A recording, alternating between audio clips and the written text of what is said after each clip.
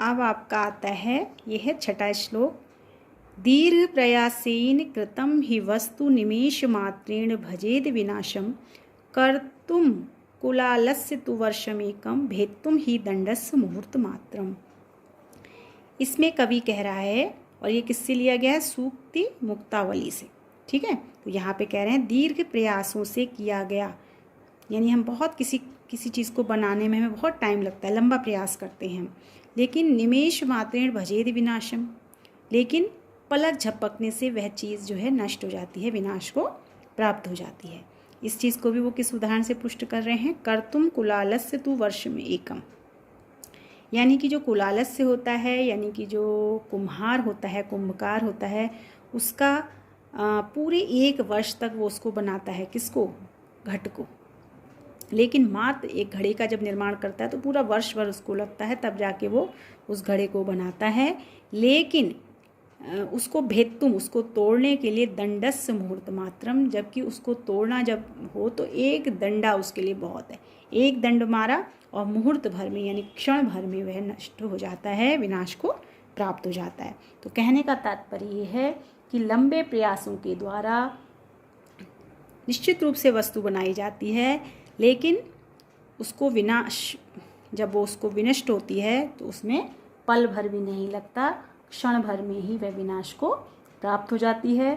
और इस चीज़ को वे जो हैं किससे, इस उदाहरण को किससे, मतलब किस उदाहरण से इसको पुष्ट कर रहे हैं कि जैसे एक कुंभकार होता है, वो घड़ा बनाने में पूरा साल भर लगाता है, पूरी वर्ष भर की मेहनत से वो घड़े को बनाता है, लेकिन दंडस्य, एक ही डंडे की मार से वो पल भर में, क्षण भर में विनाश को प्राप्त हो जाता है, यानी टूट जाता है। ठीक है, फिर है 7वां श्लोक है, ये आपका कस्यचित्, यानी किसी से लिया गया, इसमें कुछ पर्टिकुलर इसका नाम नहीं दे रखा है। आरभेत ही कर्माणि श्रान्तः श्रान्तः पुनः पुनः कर्माण्य आरभमाण ही पुरुषम श्री निषेवते। यहाँ पे कवि कह रहा है कि कितना ही थके हो, श्रान्तः श्रान्तः, यानी बार बार पुनः पुनः थकने पर भी काम को आरंभ करते रहना चाहिए। ये नहीं करना चाहिए कि काम थक गए और बस छोड़ दिया काम। तो चाहे आप बार बार थकें, लेकिन काम को कर्माणि आरभेत, काम को करते रहना चाहिए।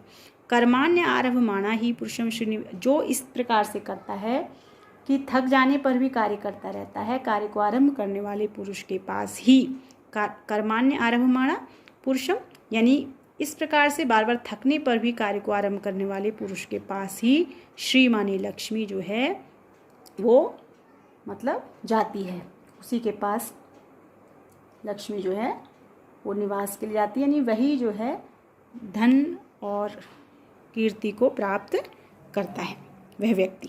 ठीक है, अब इसी का 8वां श्लोक है। एकेनापि सुपुत्रेण विद्यायुक्तेन साधुना आह्लादितं कुलं सर्वं यथा चंद्रेण शर्वरी। इस श्लोक में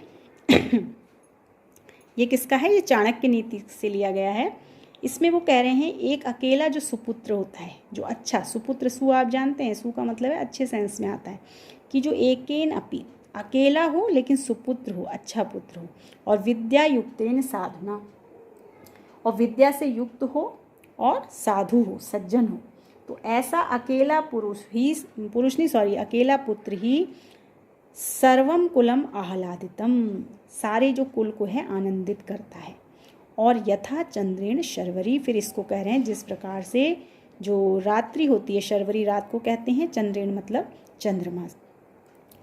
तो इसमें वो क्या कह रहे हैं कि एक ही विद्यावान और सज्जन और अच्छे पुत्र जो है वो सारे कुल को आनंदित करता है, जैसे चंद्रमा के द्वारा रात्रि कैसी होती है? अंधकार में होती है, लेकिन उसमें चांद जो है वो उसको आनंद प्रदान करने वाला होता है। जिस प्रकार से वो उसमें उसको रात्रि को सुशोभित करता है, ठीक उसी प्रकार से जो अच्छा पुत्र होता है, जो विद्या से युक्त होता है, जो साधु होता है, सज्जन होता है, वह सारे कुल के आनंद का कारण बनता है, होता है। ठीक है, अब आपका 9वां श्लोक है, ये आपका लिया गया है, ये भी चाणक्य नीति से है।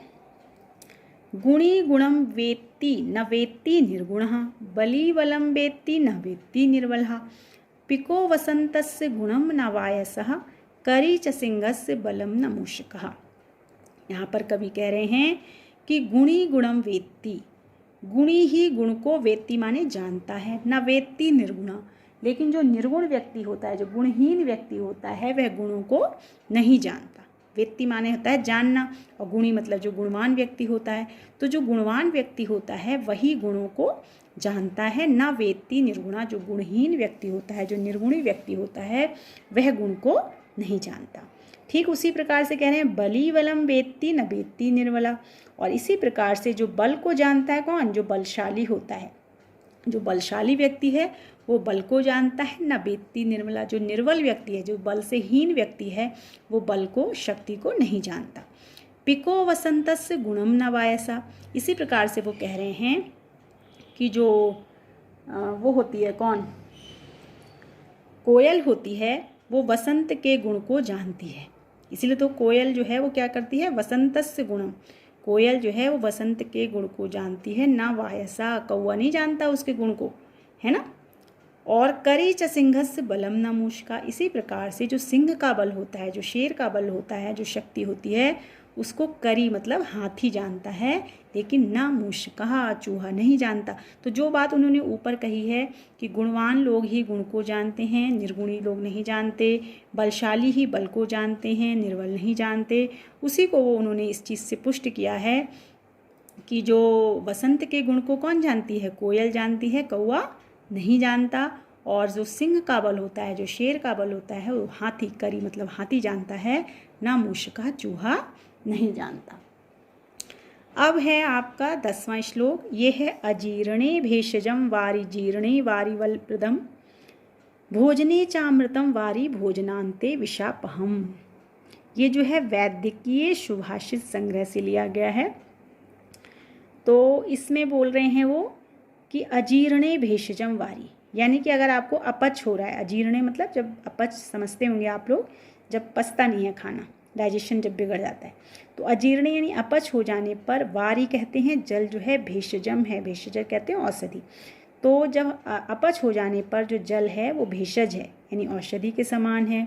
और जीर्णे पचने पर जो है जल बल प्रदान करने वाला होता है, शक्ति प्रदान करने वाला होता है। भोजने चामृतम वाल, भोजन के बीच में जो होता है जल अमृत के समान होता है। जैसे आप भोजन कर रहे हैं और बीच बीच में वो पी रहे हैं पानी, तो वो क्या है, अमृत के समान होता है। भोजनांते विषापहम, जबकि भोजन के अंत में पानी जो होता है, जल जो होता है, वो विष के समान त्याज्य होता है, यानी उसका सेवन नहीं करना चाहिए। ठीक है। अब है अनेक संशयोच्छेदी परोक्षर्थस्य दर्शकम सर्वस्य लोचनम शास्त्रम यस्य नास्ति अंध एव सह। तो अनेक, जो सबका नेत्र है शास्त्र, वो अनेकों संदेहों को दूर करने वाला होता है। जो शास्त्र होता है वो क्या, इसमें क्या बताया गया, सर्वस्य लोचनम शास्त्रम, सबका लोचन, यानी लोचन कहते हैं नेत्र को, तो सबका नेत्र जो शास्त्र है वो क्या होता है, अनेक संशयोच्छेदी, अनेक संशयों को, संदेहों को दूर करने वाला होता है, और परोक्ष अर्थ को दिखाने वाला होता है। परोक्ष अर्थस्य दर्शकम, और परोक्ष अर्थ को, अप्रत्यक्ष अर्थ को, गुप्त अर्थ को दर्शकम माने प्रदर्शित करने वाला होता है, दिखाने वाला होता है, प्रकट करने वाला होता है। तो ये कह रहे हैं कि क्या उन्होंने बोला कि जो सबसे पहले तो उन्होंने शास्त्र का क्या विशेषण बताया कि सबका वो क्या है, लोचन है। तो जिसके पास ये नहीं है, यस्य, जिसके पास शास्त्रीय ज्ञान रूपी नेत्र नहीं है, तो वो किसके समान है, अंध एव सा, वे जो है अंधा ही है। तो उन्होंने क्या, पहले तो उन्होंने ये बताया कि सबका लोचन शास्त्र, यानी सबका नेत्र रूपी जो शास्त्र है वो अनेकों संशयों को दूर करने वाला और अप्रत्यक्ष अर्थ को प्रकट करने वाला या दर्शाने वाला होता है। और जिसके पास, यस्य माने जिसके पास नास्ति, जिसके पास यह नहीं है, यानी कि शास्त्रीय रूप ज्ञान रूपी नेत्र नहीं है, तो वह अंधा ही है। ठीक है। अब आप देखिए लास्ट श्लोक है अल्प, और ये किससे लिया गया है, ये भी सूक्ति ही लिख रखी है केवल।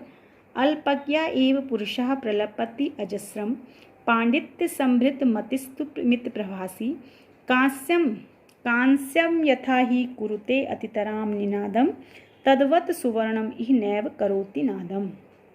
यहाँ पे वो कह रहे हैं, कवि क्या कह रहा है